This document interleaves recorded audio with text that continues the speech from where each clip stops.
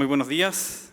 Agradezco la invitación que se me ha cursado para hablar aquí de un tema muy distinto de los medicamentos y de su tratamiento jurídico, como es el tema jurídico penal acerca de si en Chile los acuerdos de precios en general, no solamente en el área farmacéutica, sino que donde se den, los acuerdos de precios son o no constitutivos de delito. Todos sabemos perfectamente que existe una regulación protectiva de la libre competencia y que constituye esa clase de comportamientos un ilícito de ese orden administrativo. La pregunta que voy a abordar es una pregunta jurídico-penal, es decir, ese mismo comportamiento es constitutivo de delito y por lo tanto lleva asociada penas y el hecho es por consiguiente perseguible criminalmente. Bien, el tema es desgraciadamente técnico, jurídico penalmente hablando es un tema técnico. De modo que me voy a ver obligado a simplificar, pero también a utilizar algunas palabras que es posible que posiblemente no sean de uso de todos nosotros. Voy a hacer lo posible por conciliar todos estos aspectos en mi exposición y si algo, en fin, no logro transmitirlo, estoy abierto a las preguntas que me puedan hacer después. Bien, tengo que comenzar por una cuestión elemental. En derecho penal rige algo que se conoce como el principio de legalidad. Esto es, solo es delito aquello que la ley consagra como tal, describiéndolo en una figura que los penalistas llamamos tipo penal. De modo que un acto concreto podrá ser castigado si efectivamente encaja en esa descripción que contiene la ley acerca del comportamiento que se pone. Esta autoimposición que se hace el Estado, ¿no? Y que solo puede considerarse delito lo que ya de antemano se ha previsto y descrito como tal, es un pilar esencial de cualquier Estado de Derecho desde hace por lo menos unos 200 años. Y lo que está en juego no es solo una cuestión de seguridad jurídica en términos de si nosotros podemos prever, tenemos las condiciones para prever nuestro comportamiento al optar por una conducta u otra, sino otra cuestión que creo que hoy en día tiene particular importancia, que es más bien la dimensión no prospectiva, sino retrospectiva. Es decir, la de constituir un freno frente a lo que ocurre, y es normal que ocurra desde el punto de vista psicológico. Cuando acontece un hecho que nos parece socialmente disvalioso, la reacción automática de todos nosotros es buscar a algún responsable y llevarlo entonces a su calvario. Pues bien, cuando desde esa predisposición se analiza si una conducta es constitutiva de delito, claro, existe el enorme riesgo de ver las cosas de distinta manera. Justamente la función del principio de legalidad consiste en que, en retrospectiva, no podamos tampoco considerar delito, sino únicamente aquello que está descrito en la ley como tal. Nos guste o no nos gusta, en esto hay un pro y un contra, ¿no? Que por lo demás es parte del contractualismo social clásico que sustenta teóricamente nuestras sociedades. Bien, entonces para resolver la duda evidentemente hay que concentrarse en las disposiciones de nuestro Código Penal. Nuestro Código Penal es una factura bastante antigua y la disposición que ustedes están viendo proyectada es una disposición que arranca del texto original redactado en 1875, que a su vez recoge muy fuertemente el Código Penal Español de 1848, que a su vez es modificación del 1822, en fin, y se nutre también del Código Penal francés de 1810 y otros por el estilo. Es decir, nuestro Código Penal es decimonónico y además primera mitad del siglo XIX. Y eso se refleja muy claramente en el lenguaje que emplea el artículo 285. Estos dos preceptos que están allí en la lámina son los únicos dos preceptos que contiene nuestro Código Penal que podrían, de alguna manera, entenderse aplicables a una situación como el acuerdo de precios y es lo que se ha sostenido. Me voy a ocupar de analizar si acaso eso es correcto o no. Dice el artículo 285 que se considera delito La conducta de los que por medios fraudulentos consiguieren alterar el precio natural del trabajo, de los géneros o mercaderías, acciones, rentas públicas o privadas, o de cualquiera otras cosas que fueran objeto de contratación. Y fija la pena. Es un texto relativamente largo, pero si sacamos lo que en realidad no tiene mayor importancia, nos quedamos con lo que está allí destacado en rojo y que tampoco es muy informativo. Nos habla de medios fraudulentos, es una expresión muy genérica que hay que justamente intentar precisar. Y luego nos habla de que por esos medios fraudulentos alguien intenta alterar los precios naturales, que es una expresión también bastante anacrónica. Bien, antes de entrar directamente al punto, debo decir que esta necesidad de discriminar, si acaso, los acuerdos de precios u otras prácticas anticompetitivas son también, o no, constitutivas de delito, es una cuestión que se presenta no solo en esta isla llamada Chile, sino que se presenta en todo país que tenga una regulación anticompetitiva. Y en general existen dos sistemas, ¿no? El sistema anglosajón, angloamericano, que es un sistema que sí establece esas conductas como delito, ¿no? Y pone al servicio de la investigación todo el aparataje estatal destinado a la investigación de conductas criminales. Y por el otro lado está la vertiente continental, llamémosla así, europeo continental, que justamente discurre por la orilla opuesta. En general no estima, no eleva a delito estas prácticas anticompetitivas, sino que establece un sistema de persecución administrativa. Nosotros hemos sido, bueno, troncalmente tributarios de esta última herencia jurídica, y no es raro que nuestro sistema esté hoy habitado por una importante regulación administrativa, tanto en lo que dice relación con normas de comportamiento, como con lo que dice relación en el ámbito orgánico, normas, digo, administrativas que regulan el tema de la libre competencia. Ahora bien, pese a todo, existen actualmente causas en tramitación, ¿no?, ante el Ministerio Público. Y se ha sostenido también que los acuerdos de precios serían punibles a través del artículo 285. Voy a analizar esto en varias etapas. Primero voy a analizar los aspectos históricos de este precepto para ilustrar un poco acerca de cuál es el sentido de estas expresiones y cómo llegamos a un texto como el que se ve en la lámina. Pero enseguida quiero dar paso a otros argumentos que me parecen tanto más importantes que el histórico, que de suyo, a mi modo de ver, ya es decisivo y concluyente. Me refiero con esto a cuáles son los alcances posibles de la expresión fraudulenta que se emplea allí, cuáles son los problemas asociados que tienen esas dos interpretaciones posibles del término que acabo de emplear, cuáles son las distorsiones a que conduce entender que los acuerdos de precios son también conductas delictivas, y por último, cómo ese entendimiento se choca frontalmente con el carácter resultativo de este delito. Es decir, con esto último lo aclaro inmediatamente, con esto último quiero decir lo siguiente, que el delito consiste en dos cosas: en una conducta, utilizar medios fraudulentos, y en un resultado, ¿no?, alterar el precio natural del trabajo.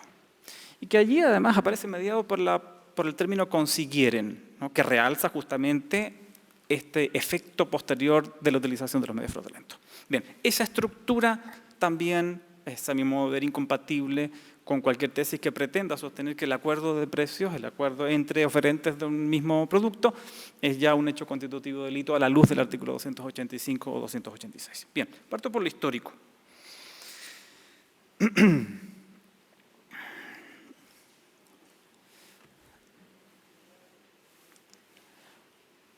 Lo que tenemos aquí en la lámina es el texto del Código Penal Español de 1848 que nuestra comisión redactora tomó como base esencial en la redacción del Código Penal. Si ustedes se fijan, son 3 preceptos dedicados a esta clase de comportamientos. El artículo 461, que contiene 2 párrafos, 2 incisos, habla de la coligación o la coalición. Y se trata allí básicamente de las coligaciones relacionadas con el trabajo y con el precio del trabajo, ¿no? El artículo siguiente, el 462, habla de justamente lo que tenemos hoy como artículo 285, la utilización de medios fraudulentos, rumores falsos, cualquier otro artificio, consiguieron alterar los precios naturales. Y el siguiente se refiere al mismo comportamiento expresado en el artículo anterior, pero cuando recae sobre artículos de primera necesidad, en paralelo con lo que hoy tenemos nosotros como artículo 286 y que veíamos en la lámina anterior. Pues bien, notarán ustedes que en la transposición, en la recepción de estos preceptos por parte de nuestra comisión redactora, resulta que al final hay una exclusión bastante notoria desde el punto de vista de la pregunta que estamos abordando.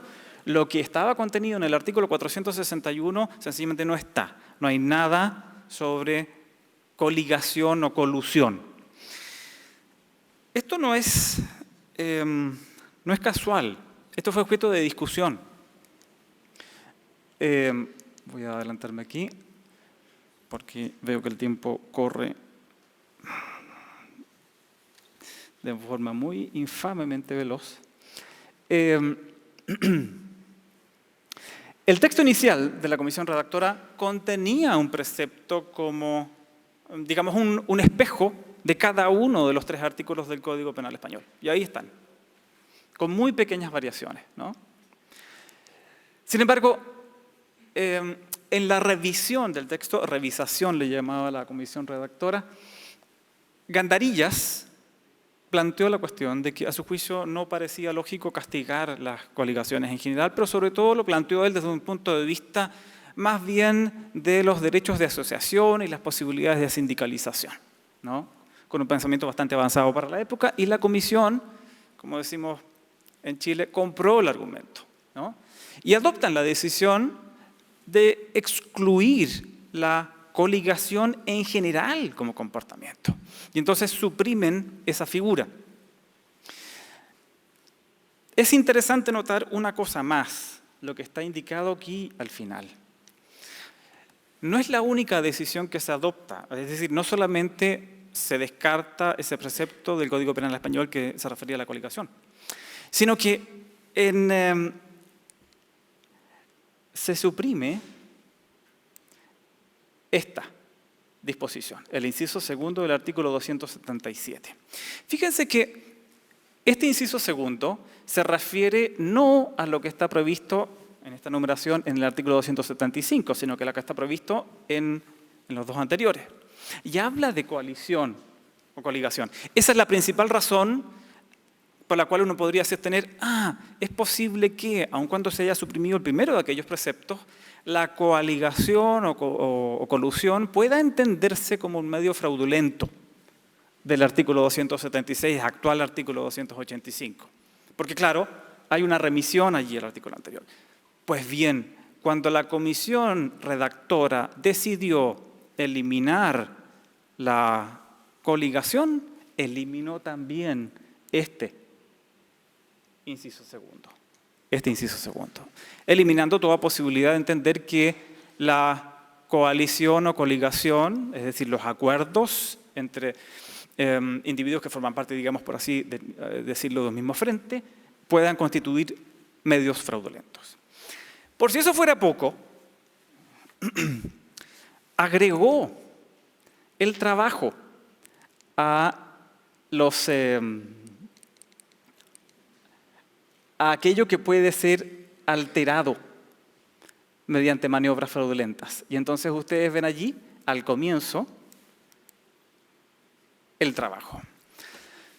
Es una tercera razón, un tercer argumento para entender históricamente excluida la colusión. ¿Por qué? Fíjense, si el legislador, comisión redactora, ha tomado la decisión de no hacer punible ninguna coligación laboral, no tiene ningún sentido, entonces es completamente contradictorio y es autorrefutatorio sostener que la coligación es punible como maquinación fraudulenta, puesto que vemos que el trabajo fue incluido entre los objetos que podrían ser objeto los objetos que podían ser susceptibles de maquinaciones fraudulentas. De modo que, por donde se le mire, desde el punto de vista teórico, no cabe ninguna duda de que la Comisión Redactora del Código Penal excluyó el castigo de la coligación o colusión. Bien, ¿qué ha ocurrido en fases posteriores? ¿No? Ustedes saben mucho mejor que yo probablemente la historia de nuestro derecho regulativo de la libre competencia. Primera ley, ley 13.305, es la primera que establece un régimen de penalización y genera una figura, en su artículo 173, similar a la que luego serían los artículos 1 y 2 del decreto ley 211. Bien, esos dos cuerpos legales, la ley que referí y el decreto ley 211, que sí establecían figuras penales para la coligación o los acuerdos de precios como prácticas anticompetitivas,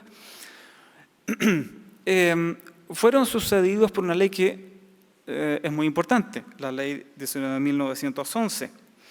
¿Por qué es tan importante? Porque aquí se adopta, en noviembre del 2003, una decisión de despenalizar. Y esto parece expresado de forma muy categórica en el mensaje con el que se presenta el proyecto a tramitación en el Congreso. Aquí está transcrito, ¿no?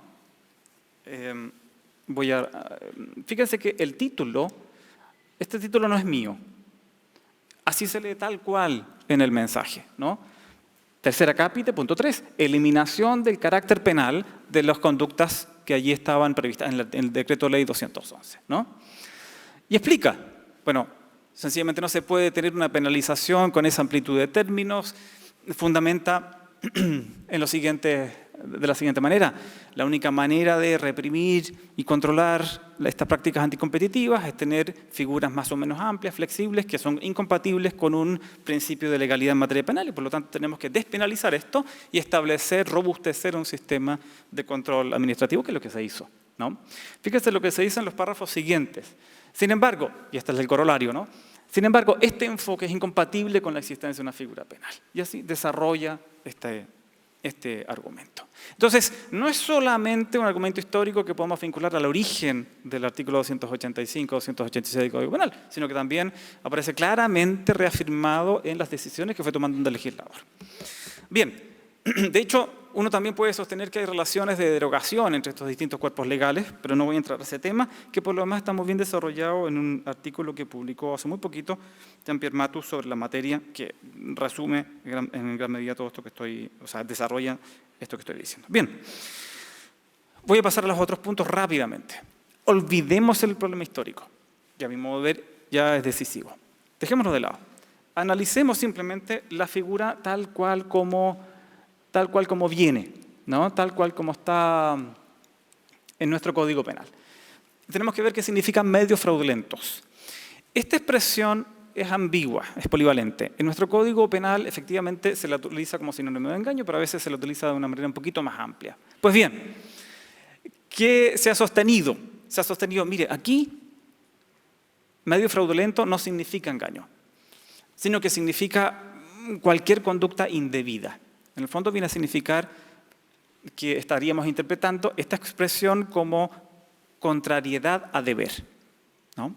Bien, una interpretación como esta se topa con dos escollos muy importantes. Primera, atribuir este significado y no el significado de engaño a esta expresión en el contexto que ya hemos visto, es decir, en el contexto de disposiciones que siempre hablaron de engaño, clara y categóricamente, resulta bastante traído por los pelos. Y en segundo lugar, más grave, resulta que si nosotros entendemos que esta expresión tiene el sentido de, comillas, infracción de deber, entonces estamos generando un problema de constitucionalidad del precepto, porque la única manera de que nosotros tendríamos para averiguar y saber cuáles son los comportamientos concretamente punidos es acudiendo a cualquier otra norma del sistema frente a la cual la conducta ejecutada pueda aparecer como una contravención de deber. Eso es justamente lo que no se puede hacer conforme al principio de legalidad y lo que rechazó el legislador en el mensaje que vimos con anterioridad. Otra alternativa, bueno, interpretar esto como engaño. Pues bien, Esto ya supone centrarse en lo que ha sido la etimología, el empleo del término, pero claro, acá se da una situación bien particular, que es que en principio la alteración que se produce en el precio tiene lugar en virtud de un acuerdo entre oferentes. ¿Cuál es el engaño? Fíjese que en derecho penal, cuando hablamos de engaño, hablamos de estafa, que es un engaño que tiene que reunir ciertas características. Pues bien, la única manera de sostener que aquí habría un engaño es sostener que se trataría de un engaño concluyente. Así denomina la doctrina alemana al engaño tácito, pero categórico. Ejemplo, una persona entra a un restaurante, se sienta, pide la carta, en fin, revisa el menú, pide un plato, luego otro, luego se para, agradece y se va. Y no paga. Y entonces cuando le preguntan, pero señor, ¿usted no va a pagar? Yo nunca dije que iba a pagar. Yo no he engañado a nadie. Bueno, no hace falta que diga nada por el estilo. Ha realizado un comportamiento que, junto con expresar lo que verbal explícitamente dice, también está expresando tácitamente, bueno, el compromiso de pagar, porque eso es lo que se asume. Bien, es posible interpretar esta clase de comportamientos, es decir, presentar bienes a un precio mayor, vamos a suponer mayor que el que tenía conforme a la libre competencia, porque hay un acuerdo detrás, como un engaño concluyente. Héctor Hernández sostiene que sí. Yo pienso que son cosas que son completamente distintas y están muy lejos la una de la otra. Sobre todo porque el acto de presentar un precio distinto no tiene en ningún caso el valor expresivo, colateral, que tiene un acto como el que les ponía recién como ejemplo de engaño concluyente. Segundo problema, delimitación. El fraude penal obviamente es más restringido que el fraude civil. Yo le preguntaría a los civilistas, cuando nosotros enfrentamos una situación así, un acuerdo de precios que lleva al alza y el comprador entonces ha adquirido un precio mayor que el que habría tenido que pagar en otro contexto, ¿podemos decir que ese acto de compraventa sea anulable por dolo o error? Si ustedes lo piensan, un rato no voy a poder tomarme aquí el tiempo de analizarlo, van a darse cuenta de que es que ese no es un parámetro que incida sobre el núcleo de la obligación que están contrayendo uno y otro, que son acuerdo en cosa y precio. Las propiedades competitivas del guarismo que se le cita como precio que tiene que pagar no forman parte, a mi modo de ver por lo menos, de lo que sería objeto de un error obstativo o de un dolo. Con mucha mayor razón, no es esto tampoco un engaño susceptible de ser calificado como típico de fraude en materia penal. En tercer lugar, Chile es el único país que tiene este problema de conductas que castigan la defraudación. No, en Europa, que siguen el régimen que les indiqué, no penalización de las conductas competitivas, anticompetitivas, tratamiento administrativo de esto. Me van a penalizar, yo sé, pero lo hago por ustedes.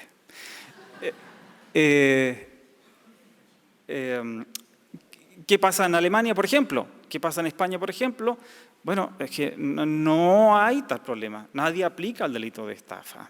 Y no solamente porque sea difícil acreditar el perjuicio, que ya es un tema, ¿no? Sino porque a nadie se le ocurre sostener que sea en verdad un engaño concluyente.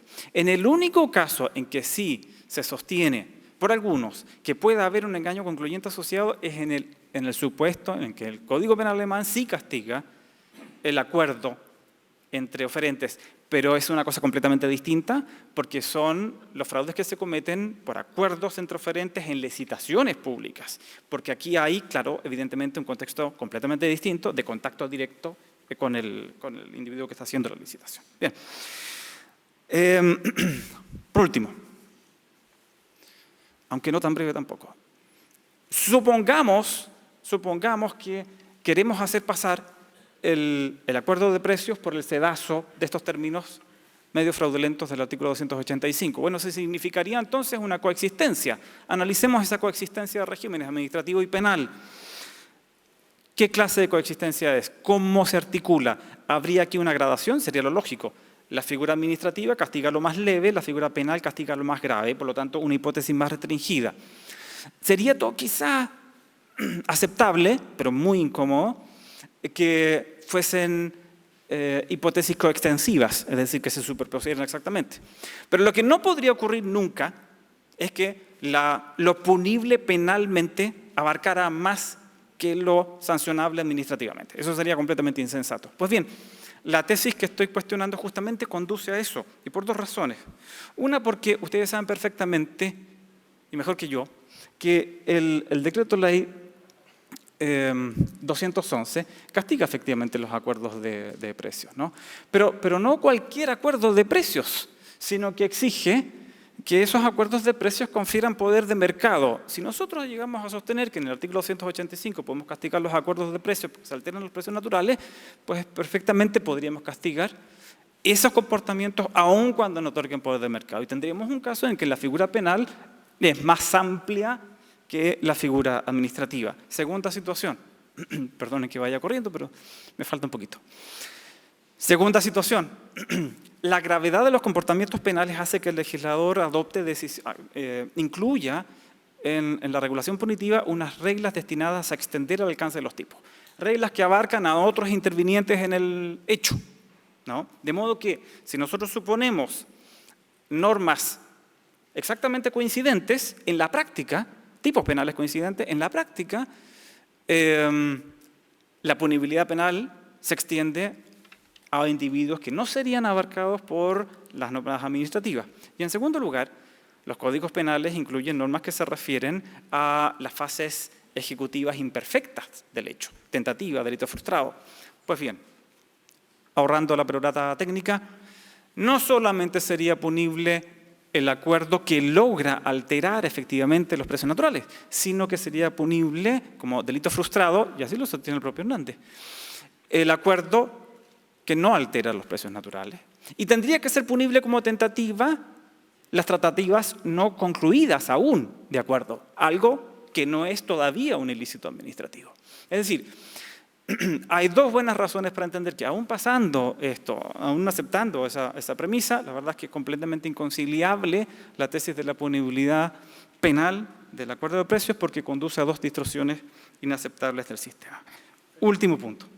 Ahora sí que termino y redondeo. Último punto, la estructura resultativa del delito.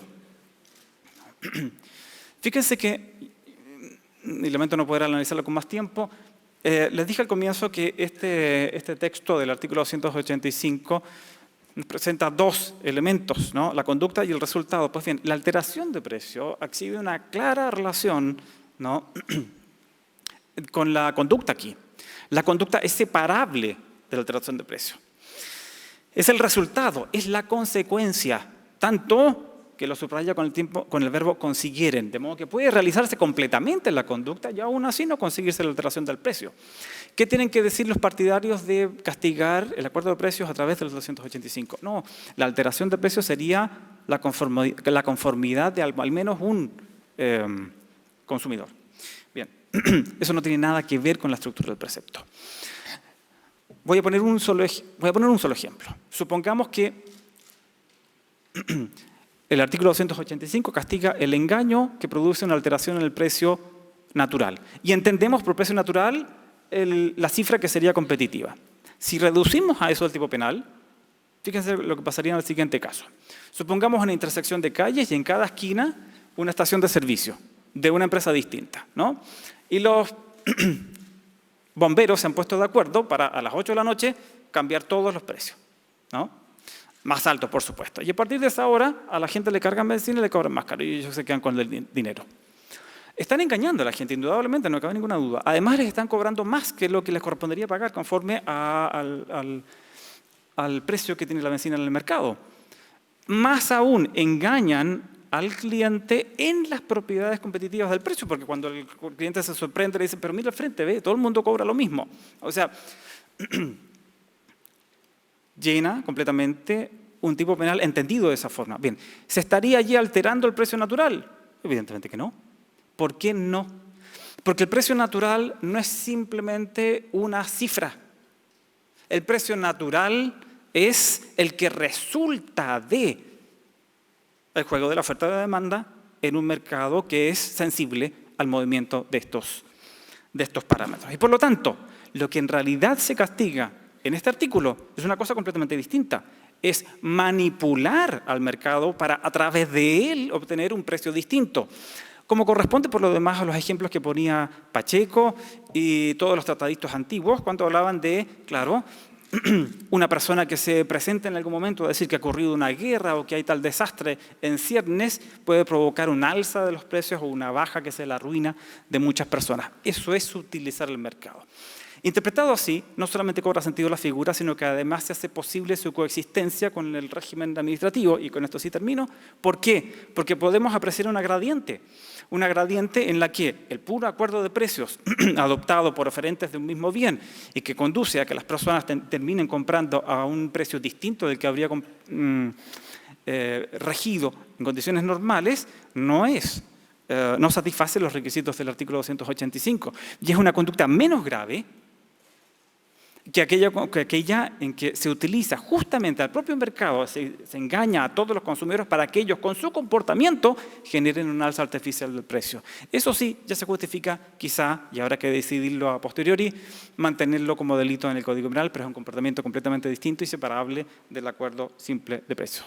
Termino entonces puntualizando, desde el punto de vista histórico, no cabe ninguna duda la exclusión de la coligación, la evolución posterior de la legislación chilena lo ratifica plenamente. No es posible interpretar como fraude como incumplimiento de deberes porque genera problemas de inconstitucionalidad. No es tampoco un engaño inconcluyente, aun si se le entiende así, genera dos distorsiones grandes, mayor castigo por la vía penal que por la vía administrativa y, por último, la estructura resultativa del delito impide considerar que la adopción de un alza de precio acordada previamente satisfaga el delito del artículo 285. Pido excusas por el tiempo que me he tomado. Luce que la roja, Gracias. mira, te la puedo prender varias veces.